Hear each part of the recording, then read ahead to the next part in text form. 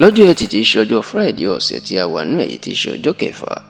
oṣù kẹfà ọdún 2025 ẹ̀yàn the 6th of June 2025 ẹni gbogbo àwọn mùsùlùmí káàkiri àgbáyé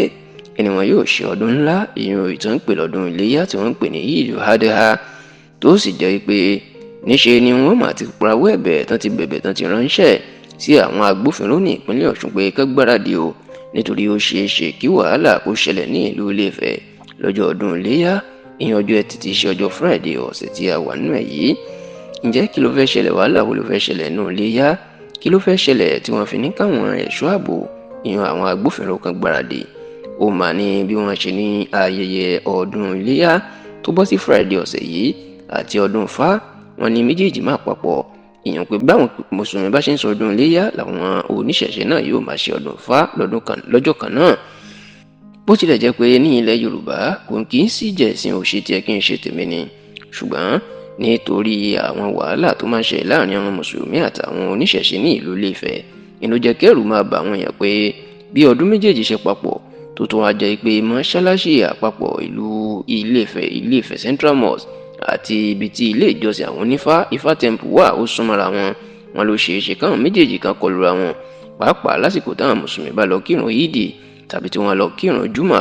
ní ọjọ́ Friday ọ̀sẹ̀ tí a wà nínú ẹ̀ yìí. Nítorí ìbẹ̀rùbojo ẹ̀ ló jẹ́ kí ẹgbẹ́ kan tó ń wá àlàáfíà káàkiri àgbáyé ìyẹn World Institute for Peace náà máa ti kọ lẹ́tà sí kọmíṣánná ọlọ́pàá ìpínlẹ̀ Ọ̀ṣun, bẹ́ẹ̀ náà kọ lẹ́tà sí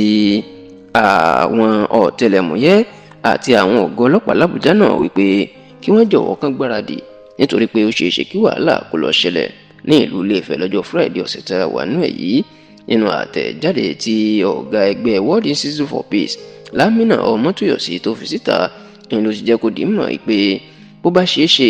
kí àwọn ìjọba Ọ̀ṣun àtàwọn agbófinró pẹ̀lú àwọn tọ́rọ̀ kàn kí wọ́n pe ìmáàmù àgbà